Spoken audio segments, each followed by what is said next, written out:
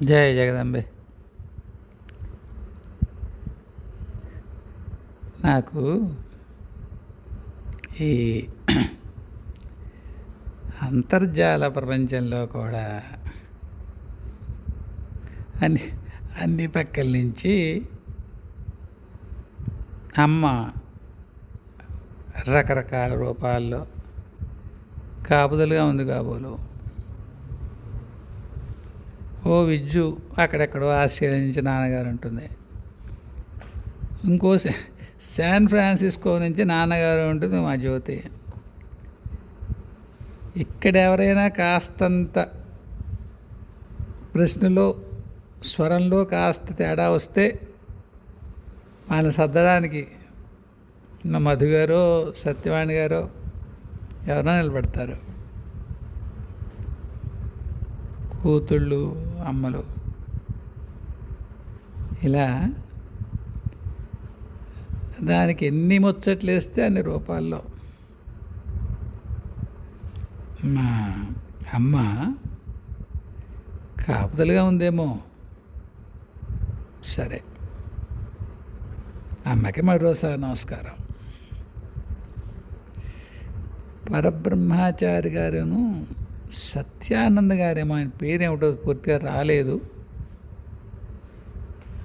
ఆత్మ అంటే విరాట్ రూపానికి సంబంధించిన ఆత్మేనా, అందరికీ అదే ఉంటుందా అనే అంటారండి. అనే అంటారు పెద్దలు. పెద్దలేడు మా గురువుగారే. నేను ఈ మధ్యనే ఎప్పుడు మళ్ళీ ఇలాంటి సందేహం వచ్చాను. ఆత్మ విడిగా ఉంటుందా, ఎవరాత్మ వాళ్ళకి అని అడిగాను.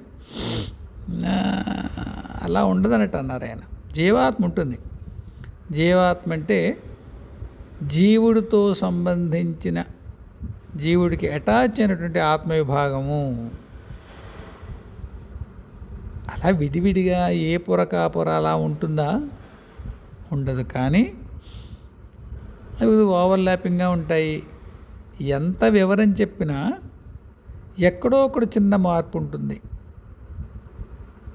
అందువల్ల ఇదమిదంగా దాన్ని ఏమంటారు, దాన్ని కట్ అండ్ డ్రైగా చెప్పలేము, ఇది లాగే ఉంటుందని. కానీ ఆత్మ మాత్రం ఖాయంగా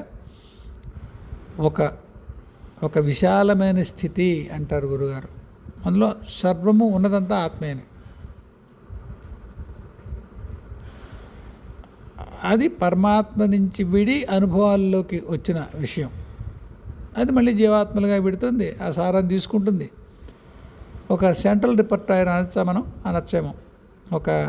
దాన్ని తెలుగులో చెప్తాం, ఒక కేంద్ర భాండాగారం అనుభవాలది. అంటే అంతటి సమర్థత ఉన్నవాళ్ళు వాళ్ళ కిందకు వచ్చి అన్ని అనుభవాలు తీసుకోక్కర్లేదట. ఈ అనుభవాల సారం ఆత్మలో నిక్షిప్తమై ఉంటుంది. తత్సామర్థ్యం సాధించినటువంటి మహాత్ములు మళ్ళీ ఇంకో శరీరం తీసుకుని ఆ అనుభవం ఎలా ఉంటుందో అనుకోక్కర్లేకుండా ఆ సారాన్ని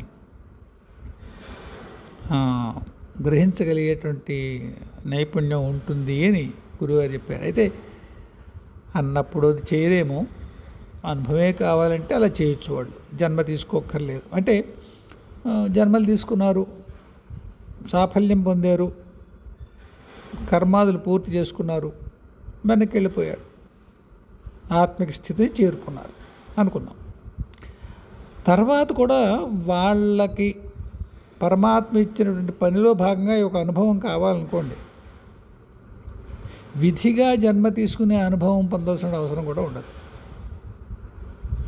అటువంటి కేంద్ర భాండాగారంగా కూడా ఆ అనుభవాలకి సారంగా ఆత్మ ఉంటుంది అని చెప్తారు. కాబట్టి మీరు విరాట్ రూపం యొక్క ఆత్మ అనుకుంటే అభ్యంతరం లేదు. చెప్పాను కదా, జీవాత్మ అంటే ఒకానొక జీవుడితో కనెక్ట్ అయినటువంటి ఆత్మ విభాగం. కొంత కిందకు వస్తుంది అనుకుంటాను అది. మళ్ళీ జీవుడింటే ఇంకా కిందది, జీవుడింటే ఇంకా కిందది. మన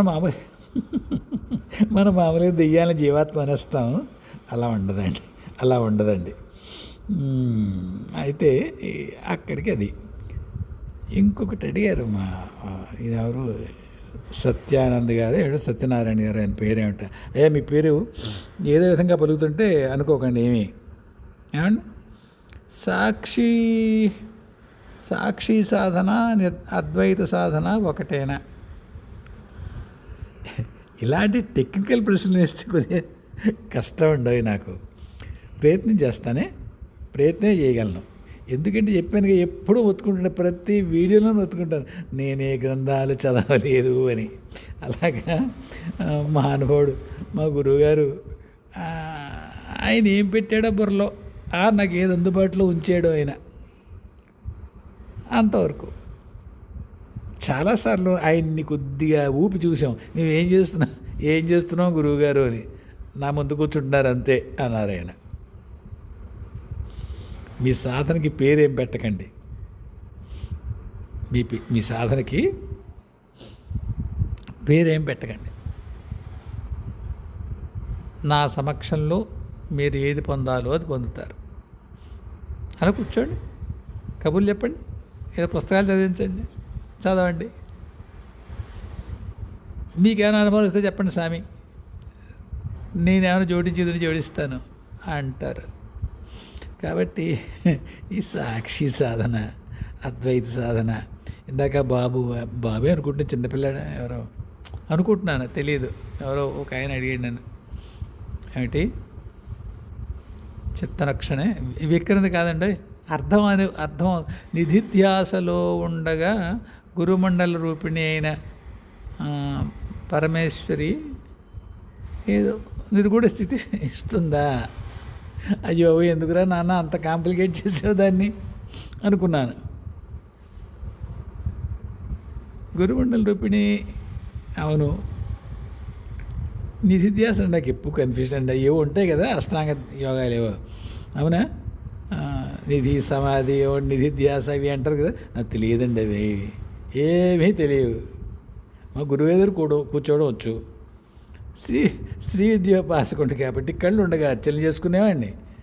కళ్ళు వెళ్ళిపోయిన తర్వాత జపం చేసుకుంటున్నాను, ఇంకేమీ తెలియదు. అయినా ప్రయత్నం చేస్తాను. ఈ సాక్షి భావన అంటే టబయ్యాస్ అని ఏదో మేము డోలారిస్ పుస్తకంలోనా ఏదో ఎవరిదో తెలియదు, మొత్తానికి పిట్టగోడ వెనకాల నిలబడ్డం అని ఒక పదం. మీ అందరూ అప్పట్లో నవ్వుకునే వాళ్ళ పుస్తకాలు పిరమిడ్ వాళ్ళు బాగుంటాయి, పిరమిడ్ వాళ్ళ పుస్తకాలు. ఆ పిట్టగోడ వెనకాల ఉండడం మీరు చెప్పిన సాక్షి సాధన ఒకటి కావచ్చు. అద్వైతం వేరే అనుకుంటానండి, అది వేరే. సాక్షి సాధన ఏమిటి అంటే మీరు థర్డ్ పార్టీగా ఉండి మీ కష్ట సుఖాలని గమనించుకుంటే ప్రభావితం చెందకుండా వాటిని అనుభవించగలుగుతారు. అనుభవం తప్పదు, కష్ట సుఖాల అనుభవాలు తప్పవు. ప్రభావం చెందుతారు. అదే ప్రశ్న. అక్కడ మీరు చెప్పిన సాక్షి సాధన, అదే పుస్తకంలో పిరమిడ్ వాళ్ళ పుస్తకాలను టబయ్యాస్ ఎవరు చెప్తారు వాళ్ళు, పిట్టగోడ వెనకాల అంటే స్టాండింగ్ బిహైండ్ ది పారాపెట్. అందులో అద్వైతానికి రాలేదు ఎక్కడ. అద్వైతం అది కాదు. అద్వైతం అంటే సర్వే సర్వత్రా మిమ్మల్నే అనుభూతి చెందడం. నిజంగానండి అది సాధన చేస్తే వస్తుందా? రాదేమోనండి. ఇప్పుడు పుస్తకాలు చదువుతారు మీరు, మళ్ళీ వెక్కిరిస్తుంది అనుకోకండి. ఎవరో అన్నారు నన్ను హేళన చేస్తుండే, నేను హేళన చేయనండి ఎవరిని.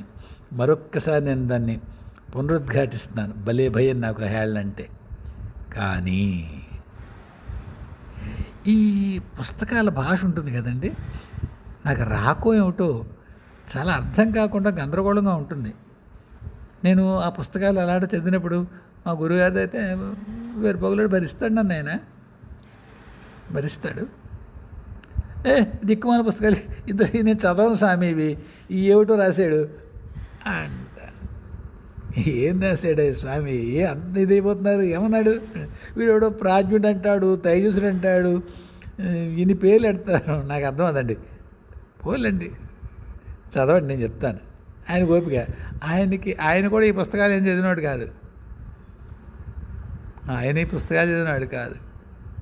కానీ మా పుణ్యం, ఆయనది ఇప్పుడో పుణ్యం, ఆయనది అయిపోయాడు. తత్వమసి. అందువల్ల ఆ స్థితిలో ఉంటాడు ఆయన. ఏదన్నా చెప్తాడు. నేను తరచుగా ఆయన వేళకోళం పెడతాను, మీకు ఇంగ్లీష్ రాదు, మీకు చెప్పేస్తారని. నిజమే, ఇంగ్లీష్ రాదంటే ఇంగ్లీష్ బ్రహ్మాండంగా వచ్చు, నాకు ఎక్కువ వచ్చు. నాకు ఎక్కువ వచ్చు. ఎందుకది? పుస్తకాలు చదివి ఇంగ్లీషు, ఆ వాక్యాలు నాకు అర్థం ఒక్కోసారి. వీళ్ళెవరివి ఇంగ్లీష్ వాళ్ళు ఉంటారు, వాళ్ళు ఎవరో at the feet of the master, colonel bishop Leadbeater, colonel Olcott ఎవరు ఉంటారు. వాళ్ళు రాసే వాక్యాలు చాలా వైండింగ్ లాంగ్ సెంటెన్స్ ఉండి నాకు ఏం అర్థం కాకుండా ఉండి, అది అర్థం అవదండి ఆయన అనేవారు. నాకు కూడా ఇంగ్లీష్ అర్థం అవ్వదు, కానీ మళ్ళీ చదవండి అని వాడి భావం ఏమిటో అని చెప్పేవారు. ఇంకో 2 వాక్యాలు చదివాక అదే సరిపోయేది. ఎందుకు? ఆయన అది అయిపోగలడు, అయిపోయి ఉన్నాడు. ఒక కథ చెప్తారు కదా, ఒక పెద్ద షిప్పు యంత్రం, ఒక షిప్లో యంత్రం ఏదో పాడైంది. ఆడైతే ఇంజనీర్లు వాళ్ళందరూ గుంజుకుంటున్నారు చాలా రోజులు, ఏం కాలేదు. ఈ కథ ఇలాగా ఉంటుంది చెప్పలేను నేను, నాకు ఇలా గుర్తునే ఇలా విన్నాను ఈ కథ. అయితే సరే, ఒక స్వామీజీ ఎవరు వస్తారు. అవి ఏమని తెలిసిన ఆయన, చాలా ఇబ్బంది పడుతున్నామండి దీని గురించి అంట. ఏమైంది అంటాడు ఆయన. ఇలా ఏదో పని చేయట్లేదు, ఈ యంత్రం బాగుపడితే కానీ షిప్ వెళ్ళదు, ఇబ్బందిగా ఉంది. అవునా అని ఒకసారి ఆయన అలా చూసి దానికేసి, ఫలానా పార్ట్లో ఉన్న ఫలానా అదేదో బోల్ట్ విరిగిపోయింది, దాన్ని తీసేసి రిప్లేస్ చేయండి అంటారు. మామూలుగా అయితే మీకేం తెలుసు, మీరేం మీరు ఇంజనీరింగ్ కాదు కదా, అది కాదు కదా అని అడిగేవాళ్ళమే. అప్పుడు ఎటుచే వాళ్ళ అవసరం అది పీకిల మీదకి వచ్చింది. ఇప్పుడు ప్రవాహంలో కొట్టుకుపోతున్నప్పుడు ఒక గడ్డి పరకు కూడా సహాయమే కదా మనకి. అంచేత ఈ స్వామీజీ ఏం చెప్తాడు, సరే ఏదో చెప్పాడు, మొత్తానికి ప్రయత్నం చేద్దాం, నష్టం ఏం లేదుగా అని చూస్తారు. నిజంగానే బోల్ట్ విరిగిపోయి అడ్డం తిరిగి ఉంటుంది, దాన్ని తీసేస్తారు, కొత్త బోల్ట్ పెడతారు, చక్కగా ఆ మెషిన్ యంత్రం పనిచేయడం మొదలు పెడుతుంది. తర్వాత యజమాని అడుగుతాడు, తండ్రి మీరు ఎలా చెప్పారు అని. ఏముందయ్యా, ఓసారి ఆ యంత్రం నేను అయిపోయాను అంటాడు. ఆ యంత్రం నేనైపోయాను. ఏ లోపం ఉందో తెలిసింది, చెప్పాను. దానికి ఇంజనీరింగ్ ఎందుకు? అలాగా మా గురువుగారు అలా చేస్తారు. సరే, ఇంతకీ ఆయనకు దండం పెట్టి మీరు చెప్పిన ఈ ప్రశ్న ప్రయత్నిస్తా. తప్పకుండా సాక్షి సాధన, అద్వైత సాధన ఒకటి కాదు, సాక్షి సాధన అందులో ఒక భాగం. ముందు మిమ్మల్ని మీరు విడదీసుకుంటే కదూ, మీరు నేనుగా ఉండేటువంటి ఆ విభాగం నుంచి ముందు బయటికి రావాలి. నేనంటే ఏమిటి? మీరు విడిగా ఉన్నారు, దైవం నుంచి మీరు విడిగా ఉన్నారు. మీరు భక్తుడు, ఆయన దైవం. మీరు సాధకుడు, ఆయన సాధ్యమైన వస్తువు. మీరు ధ్యాత, ఆయన ధ్యేయం. ఇలా 2 ఉన్నాయి, ఇంకా 3 ఉంటాయి. ధ్యానము, ధ్యాత, ధ్యేయము, అదో త్రిపుటి, అదో స్థితి. కాబట్టి నేను ఉన్నంతకాలం విడిగా మీరు ద్వంద్వంలో ఉన్నారు. ముందు నేను నుంచి దూరం అవ్వాలి కదా. ఆ ఏకత్వానికి దగ్గర అవ్వాలంటే నేను నుంచి దూరం అవ్వాలి. ఎలా అవ్వాలి? నేను అనుభవిస్తున్నాను, కష్టమైన సుఖమైన నాకు జరిగింది, అవమానమైన సన్మానమైన ఈ ఏడుపులోంచి కొద్దిగా బయటకు వచ్చే ప్రయత్నం చేస్తే సాక్షిభావం అలవాటు.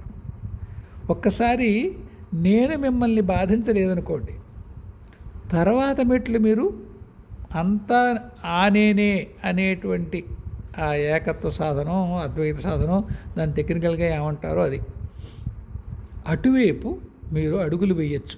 కాబట్టి ఒక విధంగా మీరు వేసిన ప్రశ్న, సాక్షి భావన అలవరుచుకోవడం లేదా సాక్షి భావన కోసం చేసే సాధన అద్వైత సాధనేనా? అవునేమో, అద్వైత సాధనలో ఒక భాగం, ఒక మెట్టు అవ్వచ్చు. అదే అద్వైత సాధన కాదు. ఏమండి, దీనికి కూడా మళ్ళీ మా గురుగారు ఉదాహరణే. మీరు ఇంట్లోంచి బయలుదేరారు, ఢిల్లీ వెళ్ళాలి, మీరు ఎయిర్పోర్ట్కి వెళ్తున్నారు, ఏదో ట్యాక్సీ పిలిపించుకున్నారు, కూర్చున్నారు.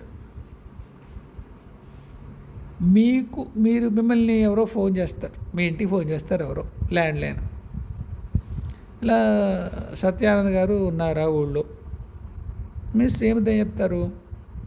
ఢిల్లీ వెళ్ళారండి. మీరు ఇంకే వీధి మడిపి తిరుగుంటారు. ఏమండి, ఆవిడేం చెప్తారు? ఢిల్లీ వెళ్ళారా? లేదు కదా, ఇంకా మీ పేట కూడా దాటలేదు మీరు. కానీ ఢిల్లీ వెళ్ళే మార్గంలో ఉన్నారు, ఢిల్లీ వెళ్ళారనే చెప్తారు. బాగా తెలిసిన వాళ్ళు ఎవరో ఇంకా అడుగుతారు, ఎక్కడికి వెళ్ళారు ఈయన అని. ఢిల్లీ వెళ్ళారు, ఇప్పుడే ఆ ట్యాక్సీ తీసుకెళ్ళేది, ఏమో మన పేడ దాటి ఉంటారేమో, ఇంకో గంట తర్వాత చేరతారు, ఇంకో గంట తర్వాత ఫ్లైటు అని ఎన్ని వివరాలు చెప్తారు మీరు ఇంట్లో వాళ్ళు.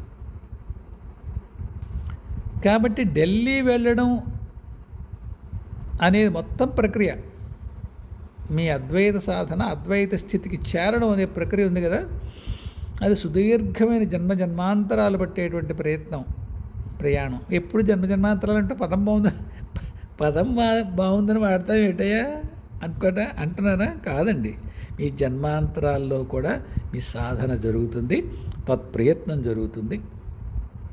ఏమండి, అంచారు జన్మాంతరాల పదం రైటే. వెనక్కి వస్తే కథలో, మీ ప్రయాణం ఢిల్లీ వెళ్ళినప్పుడు ప్రతి మెట్టు మీరు ఢిల్లీ వెళ్ళడంలో భాగమే. మీ ఇంటి దగ్గర మీరు కారు ఎక్కిన దగ్గర నుంచి, ఎయిర్పోర్ట్లో దిగిన దగ్గర నుంచి చెక్ ఇన్ అవుతారు, మరొకటి ఢిల్లీ, మీరు ఇందిరాగాంధీ ఎయిర్పోర్ట్ మరొకటి అందరూ అడుగు పెట్టే వరకు మీ ఢిల్లీ ప్రయాణం కొనసాగినట్టే. ఇలా సాక్షి సాధన మొదలుకొని సర్వము కూడా మీరు ఆ మార్గంలో చేసే ప్రతి ప్రయత్నము అద్వైత సాధనే. కాబట్టి అలా విశాలంగా చూస్తే ఇది అవును అద్వైత సాధన. కానీ అద్వైత సాధన ఇది మాత్రమే కాదు. ఏమండి, అద్వైత సాధన మళ్ళీ చెప్తాను ఇదే మాట, ప్రయత్నమేనండి, ప్రయత్నమే. మనం చేసేది నిజాయితీ కూడిన ప్రయత్నమే. అది డివైన్ గ్రేస్ అంటాం కదా, దైవీ కృప. గురువుగా వర్షిస్తుందా, ఉపాస్య దైవంగా వర్షిస్తుందా, అది వర్షించవలసిందే. అద్వైతమైన అంటే, అరే అద్వైతం అంటున్నాం, మళ్ళీ ఒకటి వర్షించేది ఇంకోటి తడిసేవాడు ఉన్నారా? ఉన్నారండి, ఉన్నారు. మీరు తడిసి ముద్దయిపోయే వరకు అద్వైత స్థితిలో మీరున్నారు. అద్వైత స్థితి మీ మీద వర్షించేటువంటి ఆ గురువు దైవం, గురువే దైవం అనుకోండి. పోని ఇక్కడ ఒకసారి రూపంలో ఉంటాడు, మొత్తానికి ఉండే దైవం యొక్క మనకి కనిపించే విభాగం అనుకోండి గురువు. మొత్తం అంతా ఉన్నది దైవమే అనుకున్నప్పుడు మనకి కనిపించే విభాగం గురువు. ఇంకా సూక్ష్మ రూపంలో మీ ఉపాస్య దైవం అవ్వచ్చు. ఇంకా పైకెడితేనే దైవం, అంటే ఉపాస్య దైవానికి ఒక రూపం ఉంటుంది కనుక దానికి భిన్నంగా ఒక నిరాకార దైవం ఉంటుంది, సర్వము తానే అయిన ఉండేటువంటిది అనే భావంలో చెప్తున్నాను. ఏమండి, కాబట్టి ఇదంతా ఆ మార్గంలో ఒక భాగమే. కాకపోతే మళ్ళీ నేను చెప్పేది అంటే ఆ సాంకేతిక ఆ పారిభాషిక పదజాలాలు నాకు తెలియవు. నాకు చాలా కంగారుగా కూడా ఉంటుంది అవి. మనం ఆలోచన ఎక్కడ వస్తుందో అక్కడ మనం నుంచుని దాన్ని గమనించుకునే దృష్టి దాని ఎందుకు కేంద్రీకరించి దాన్ని అబ్బో అదంతా అవదండి నాతో. అవదు. మామూలుగా మాకు అర్థమయ్యే భాషలో ఏదో చెప్తారు ఆయన. ఎందుకు దిక్కుమూలాదులు ఆలోచనలు వస్తాయి మీకు, అవేమి రావక్కర్లేదు అంటారు. రావు రావు చాలాసార్లు రావు.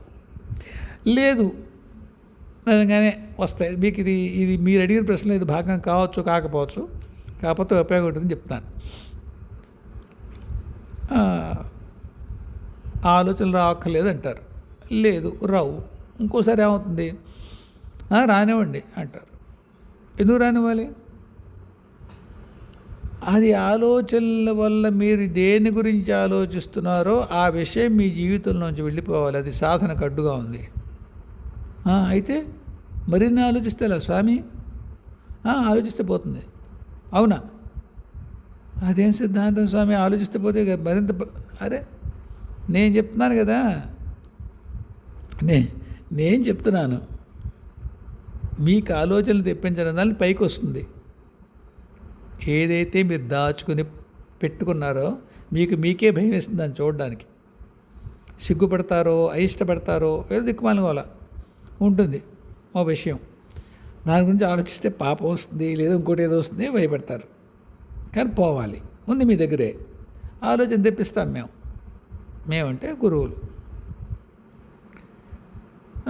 వస్తుంది పైకి, తీయడం సులువు అవుతుంది. బీరువా ఖాళీ చేసేటప్పుడు ఎక్కడో అడుగుని పెట్టి కూర్చుంటే ఏమవుతుంది, తీయాలి కదా వాటిని బయటికి. చెత్తబొట్టులో పడేయాలంటే కూడా బయట తీయాలి కదా బీరువాలోంచి.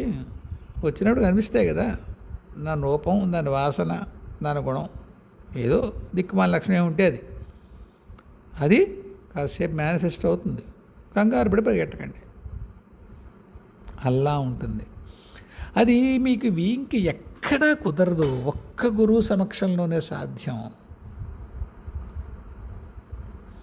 మీరు ఇంక ఎంత దొల్లినా మీరు ఆలోచనలు వస్తూ ఉంటాయి, దానిలో గమనిస్తూ ఉంటే ఏం గమనిస్తారు సార్? గమనించలేరు. అది చెప్తారు పుస్తకాల్లో, ఏమీ చేయలేరు. బాబు దేవా గురువుగారు, స్వామి మీ ఇష్టం ఏం పిలుచుకుంటారా మీ గురువుని. లేదా ఉపాస్య దేవతల దగ్గరికి వచ్చేసరికి మీకు అంత ప్రత్యక్షత ఉండదు కాబట్టి వాళ్ళు చేస్తారు. కానీ అంత ప్రత్యక్ష గబుక్కున సాధ్యం కాదు కనుక గురువు సులువుగా దొరుకుతాడు కనుక. అంటే దొరికేక సమండి, ఒకసారి గురువు దొరికేక మీకు ప్రత్యక్షంగా ఎక్కువ ఉంటాడు కనుక, అయ్యా ఇలా ఇబ్బంది ఉంది, ఏమి చేయలేకపోతున్నాం, సర్లేండి చూస్తానంటే పోతుంది. అది మరి సాధనేనా? సాధనే. కాకపోతే మీరు పుస్తకాల్లో చెప్పిన సాధన కాదు, అంతకంటే సులువుగా. కానీ ఏమనుకోకండి, సులువుగా ఏమి ఉండదు అంటా నేను, పదం బాగుంటుందని. మన ఇందాక ఎవరు రాశాడు, మీరు భయపెట్టేస్తున్నారు దానివల్ల ఆత్మీయ సాధన. భయపడకండి, మీకు రాసి ఉంటే జరుగుతుంది. మీరు ఎంత దొల్లినా వద్దనుకున్నా మీరు ఆ స్థితికి మీ ప్రయాణంలో మీరు చేరి ఉంటే మీరు పారిపోయిన ఆ మార్గంలో పెట్టబడతారు. ఒకసారి మార్గంలో పెట్టబడ్డాక సాధారణంగా 30-20 సార్లు ఎక్కడికి పోరు, అందరూ ఉంటారు, తిట్టుకుంటారు, కొట్టుకుంటారు, అన్నీ అక్కడే. కానీ రైలు దిగరు. మా గురువుగారు అంటుంటారు, ఏం మొత్తుకున్నా పర్లేదు స్వామి, రైలు దిగిపోకుండా ఉంటే చాలు అని. అంతే. మీ ఉపాసదేవన దండం పెట్టుకొని రైలు దిగిపోకుండా ఉండాలి. మిగతా సాధనలు మీ గురువు చేయిస్తాడు. గురువు లేకుండా జరిగే సాధన మంగళం. పుస్తకాలు చదువుకుంటే ఉపయోగం లేదు. ఏమండి? I hope I clarified your question are doubt. ఇంకెవరు ఉన్నారు ఒకసారి చూస్తాను.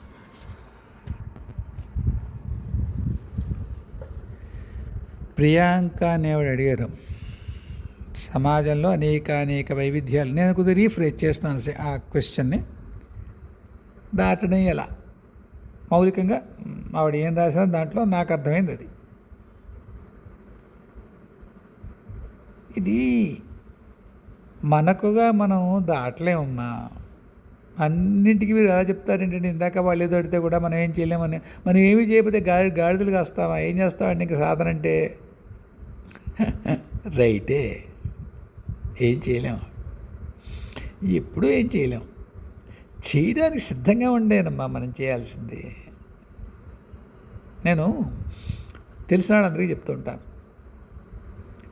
తప్పు జరుగుతోంది నా వల్ల అది తెలిస్తే సర్దుబాటుదారిలో ఉన్నారని అర్థం. ఏమ్మా, తప్పు జరుగుతోంది అని ఒప్పుకోగలిగితే సర్దుబాటుదారిలో ఉన్నట్టే. సర్దుబాటు జరుగుతుంది, సరిదిద్దుకోవడం జరుగుతుంది. తప్పు జరుగుతోంది అని గుర్తించి, అది నేను ఎందుకు చేస్తున్నానంటే తప్పు, ఫలానా సుబ్బారావు గారు నన్ను ఏదో అన్నారు, ఫలానా వెంకట్రావు ఇలా అన్నారు, వాడు అలా ప్రవర్తించుండకపోతే ఇలా ఇవి ఉన్నాయనుకోండి, తప్పు జరిగిందని తెలిసి కూడా మీకు పెద్దగా మీకు మైలేజ్ రాదు, అంటే కరెక్షన్ రాదు. ఆ దోషాన్ని వదిలిపెట్టి దోష నివారణ చేసుకునేటువంటి అవకాశం తక్కువ. దాన్ని మీరు సరెండర్ చేశారనుకోండి, అంటే ఏ ప్రశ్నలు వేయరు, నిజం ఇది సరికాదు, అక్కడి నుంచే మీకు కరెక్షన్ రావడం మొదలవుతుంది. ఏ ఏ విషయాలు జరిగితే మీ యొక్క అవగాహన సరి అవుతుందో ఆయా విషయాలు మీ జీవితంలో తటస్థిస్తాయి. ఒక్కసారి అనుకోండి, ఇప్పుడు నా పేరు సుబ్బారావు అనుకోండి అమ్మా, కాసేపు ఇన్ని వీడియోలు పెడుతున్నాను కదా, అందులో చెప్తున్నాను మీకు, నేను జెండర్ పెద్ద విషయం కాదు, మతం ఒక స్థాయిలోనే విషయం. ఆ పైన నిజానికి కాస్త పైతలాలు దాటామంటే ఒక మతం వాడు ఇంకో మతం వాడికి సహాయం చేస్తాడు. చెప్పాను కదా, పీర్లు వచ్చి మా శిష్యురాలు ఒక అమ్మాయికి సాయం చేస్తా అన్నారని, చేశారని, అలాగే గ్రామ దేవతలు చేశారని, అలాగే మన వాళ్ళు ఇంకొకరు చేస్తారు, మన గ్రామ దేవతలు ఇంకొకరు చేస్తారు. అలా పైకి వెళ్ళేసరికి పెద్ద మతం విషయం ఉండదు, కులం విషయం ఉండదు. కులం ముందే ఉండదులేండి, మొగులు ఏముండదు, కులం ఏముండదు. కానీ మతం కాస్త మనకి కొద్దిగా గోళ్ళు అయ్యేటువంటి వ్యవహారం కనుక అది కూడా ఒక స్థాయి దాటితే ఉండదు.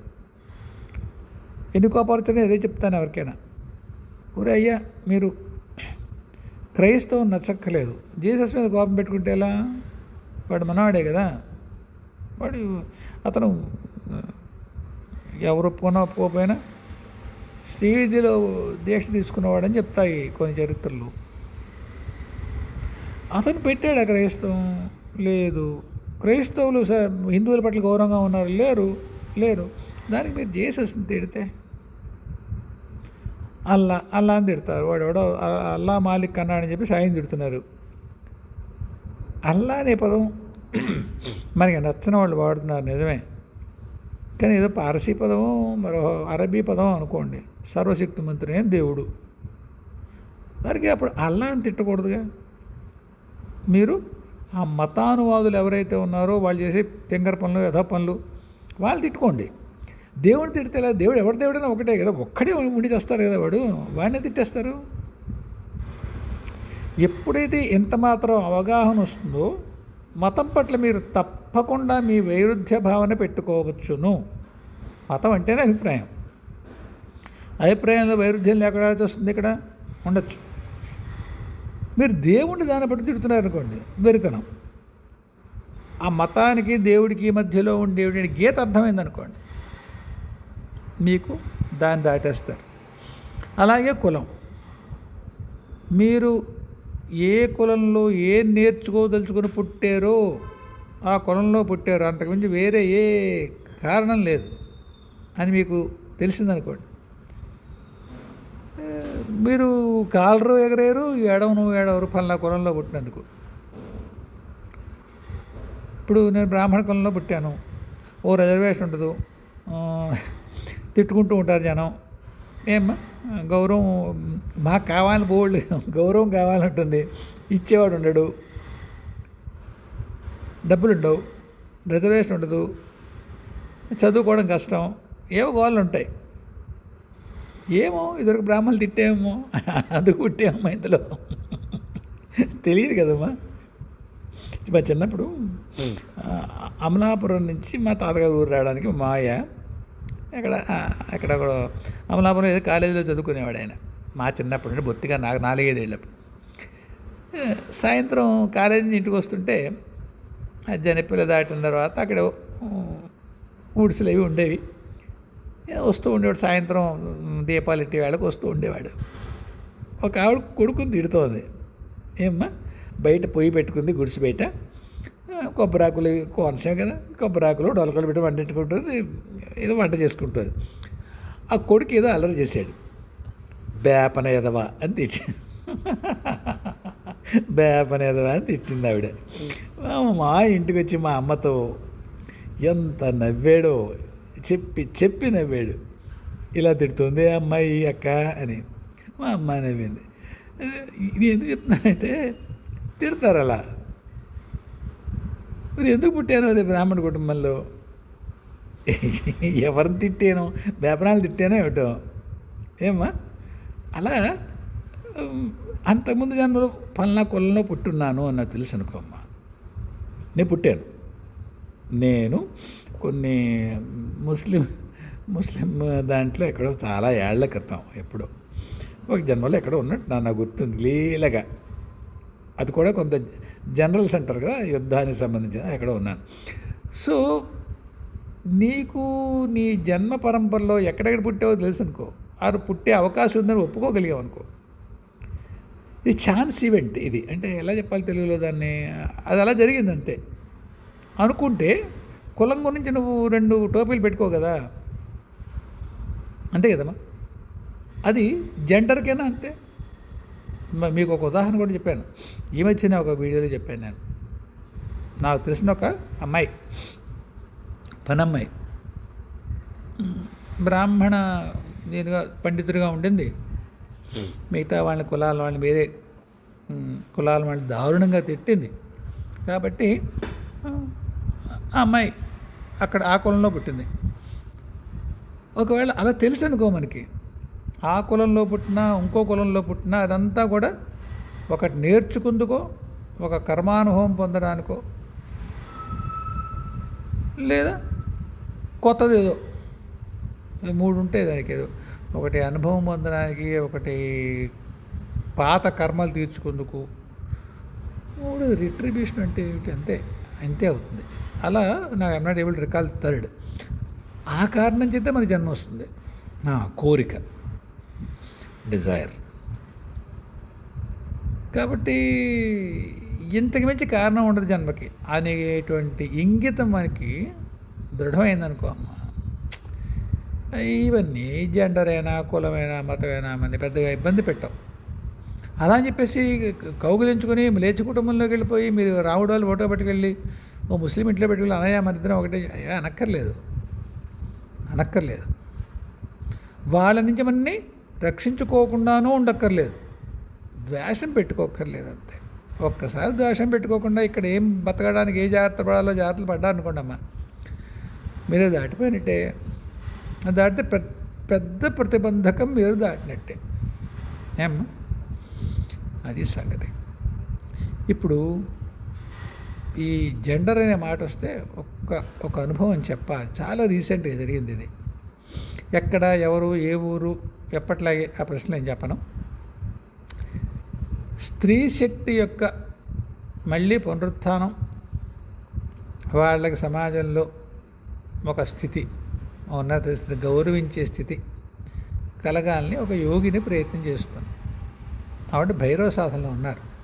అదేమిటి అలా చేస్తారా? యోగిన్లు భైరవ సాధన ఇలాంటి ప్రయోజనం కోసం చేస్తారా? చేస్తోంది ఆవిడ.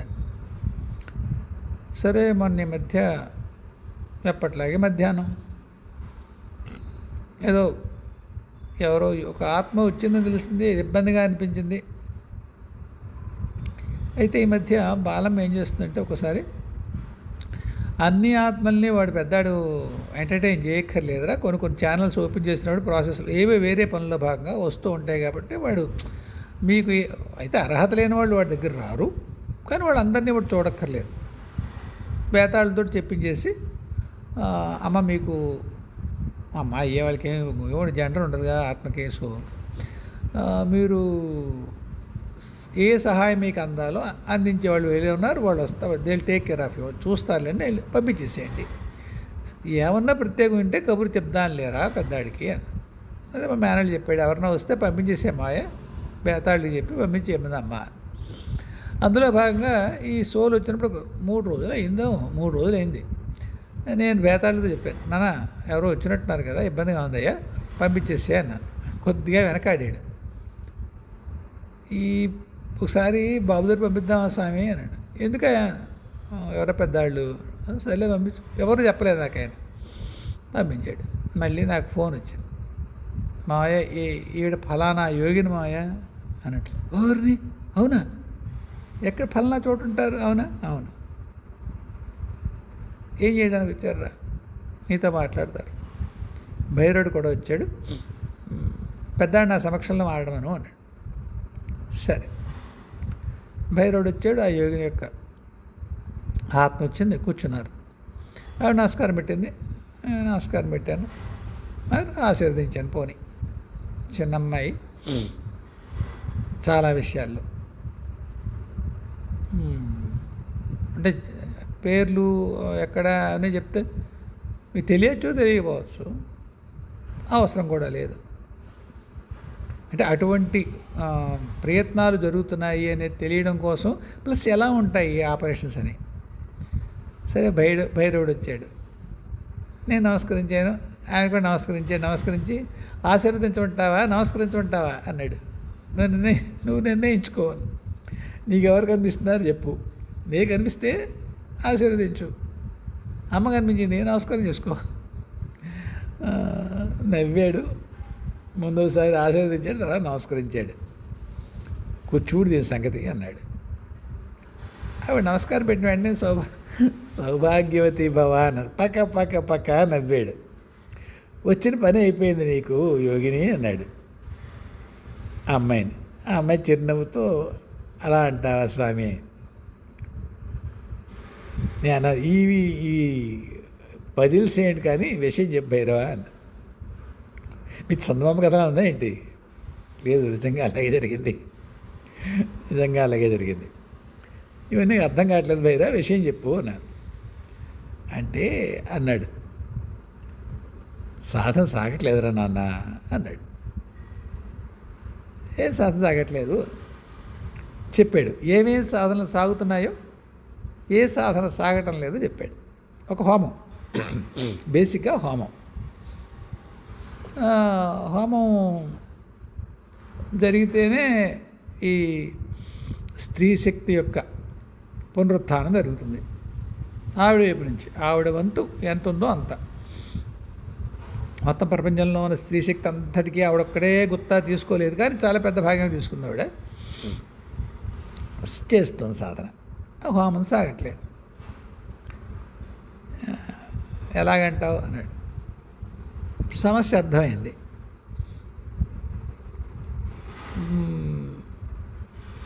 నిజానికి ఆ సమస్య మా మేనల్లుడికి కూడా అర్థమయ్యి అమ్మని అడిగేట, వాళ్ళమ్మని, అమ్మ నాకు అర్థమైంది, కరెక్టే అర్థమైందా? వాళ్ళమ్మదిట, సర్లే నీకు అర్థమైంది, పెద్దడి దగ్గర పంపించు, నువ్వేం చేసేది కాదులే. సరే, బాగానే ఉంది, ఏం చేద్దామంటావు అన్నాడు ఆయన. నువ్వురా అన్నాను నేను. చాలా శక్తి ఖర్చు అవుతుంది అన్నాడు. ఎందుకంటే ఈ అమ్మాయి భౌతికంలో ఉంది, ఈ అమ్మాయి భౌతిక శరీరంలో ఉంది. ఆ ఉన్న క్షేత్రంలో సాధన చేయాలంటే భైరవుడు రావాలంటే భౌతికంగా చాలా ఖర్చు అవుతుంది. ఆయన భౌతిక రూపం తీసుకోవాలంటే మహత్కార్యం కదూ, రా అన్నాను. రమ్మంటావా, భౌతికంగా రమ్మంటావా అన్నాడు. 1-2 సార్లు రా, నేను చూస్తాలే మిగతాది, ఏం చేస్తావు అన్నాడు. భూమికి దగ్గరలో ఉండేటువంటి ఒకనొక ఇతరిక్ అంటారు దాన్ని, అది భౌతికం కిందే లెక్క. అక్కడికి రా పోనీ అంటే ఒకసారైనా భౌతికంగా రావాలి, రూపం తీసుకోవాలి, తప్పదు. రక్త మాంసాలతో ఉన్నటువంటి ఫ్లెష్ అండ్ బ్లడ్ అంటాం కదా, ఆ రూపంతో తీసుకోవాలి. మిగతా సార్లు ఇతరికలకు రా, భూమికి దగ్గరలో ఉన్నటువంటి సూక్ష్మ ప్రపంచం అక్కడికి రా. ఈవిడ ఎక్కడికి వస్తుంది, అంతవరకు వెళ్ళగలదు. అంతమంత సాధన వాళ్ళ గురువు వాళ్ళకి నేర్పాడు పిల్లకి. అక్కడ చేయండి ఆ హోమం. అది ఇక్కడ చేసినట్టుగానే నేను దాన్ని చూస్తాను అన్నాను. వెంటనే మీకు అనుమానం వస్తుంది, ఒరే నువ్వెవర్రా బాబు, భైరవుడు నిన్ను అడగడం ఏమిటి, నువ్వు ఇతరికలో చేయండి, నేను ఇది ఇక్కడ జరిగినట్టే చూస్తాను, నువ్వండం ఏమిటి? అలా అనగలను కనకే కదా అమ్మ పంపించింది. అనగలను కనకే భైరవుడు వచ్చాడు, అనగలను కనకే యోగిని వచ్చింది. ఆ అనగలిగే నువ్వెవరు? ఈ విషయం చాలాసార్లు చెప్పాను. ఇక్కడ భౌతికంలో హైదరాబాద్లో కూర్చున్నటువంటి కంటి చూపు మసకేసినట్టు ఆ బ్రాహ్మడు కాదు, అది వాడి భౌతిక రూపం మాత్రమే, యాంకరింగ్ ఫర్ ఇక్కడ ఫిజికల్ వరల్డ్లో. భైరవుడికి ఏదైతే ఆశ్వాసన ఇచ్చిందో ఆ చైతన్య స్థితి వేరు. అయితే ఈ నా భౌతిక శరీరంతో అనుసంధానం అవ్వాలి కనుక వాళ్ళు నాకు కనిపించారు. సరే, మొత్తానికి ఏం చేశానంటే వాళ్ళకి ఒక మార్గాంతరం చూపించాను. ఒక్కసారైనా కిందకి రా, భౌతికతలోకి రా, హోమం చేయి, తర్వాత సూక్ష్మ దగ్గరగా భూమికి ఎంత దగ్గరగా ఉండి భౌతికంగానే పరిగణించబడే సూక్ష్మతలంలోకి రా, అక్కడ హోమం చేయండి. దానికి నేను భౌతికతలోకే వచ్చినట్టుగా భావించే ఏర్పాటు చేసి ఆ ఫలం ఏది రావాలో అది నేను ఏర్పాటు చేస్తాను. తర్వాత అచ్చంగా భౌతికంలోకి ఎవరన్నా వచ్చినప్పుడు అది కూడా జరుగుతుంది. అప్పుడు నువ్వు ఆ వ్యక్తిని హోమం చేసినంతసేపు నువ్వు అతనిలో ప్రవేశించి హోమ ప్రక్రియ పూర్తి చేద్దురు కానీ అన్నాను. సరే, బాగుంది, ఏ మార్గం అన్నాడు. ఆయన వెళ్ళాడు. ఆవిడ కూడా యోగ నమస్కరించి వెళ్ళిపోయింది. అయితే ఇప్పుడు ప్రశ్న ఏంటంటే, భైరవుడు స్వయంగా నిర్ణయం తీసుకోలేడా? తీసుకోలేడని అర్థం, అంతే. ఆ ఇతరికలో ఉండగా భౌతికంలోకి వచ్చినటువంటి ఆ మినహాయింపు ఏదైతే ఉందో, అమ్మ నాకు ఇచ్చిన ఒక విశేషాధికారం కింద అది జరిగింది. అలా కూడా జరుగుతుంది. ఇది ఓ పక్కనలా ఉండగా, స్త్రీ శక్తి యొక్క పునరుత్థానానికి ఇటువంటి ప్రక్రియలు మనకి కనిపించినా కనిపించకపోయినా అంతర్ అంతర్ప్రపంచాల నుంచి కూడా ప్రేరణతో, అంతర్ప్రపంచాల యొక్క సమర్థత అంటే సమర్థనతో జరుగుతూ ఉంటాయి. సో దైవీ ప్రక్రియలు ఈ పూర్తి మానవీయమైనటువంటి విషయాలు అనుకున్న వాటికి కూడా తమ సహకారాన్ని అందిస్తాయి సుమా అని చెప్పడం కోసం చెప్పాను. ఇంకా మిగతాది నేను కూర్చోవడం, నేను చెప్పడం ఇది మొదటిసారి కాదు నా వ్యూవర్స్కి ఇలాంటివి. కాకపోతే ఏదో కొత్త అనుభవం పంచుకున్నాను అంతే. ఈ మధ్యనే జరిగింది కాబట్టి. ఏమండి, ఈ వేళకి ఇంతే. మళ్ళీ కలుద్దాం. జయ గురుదేవ్, జయ జగదంబే, స్వస్తి.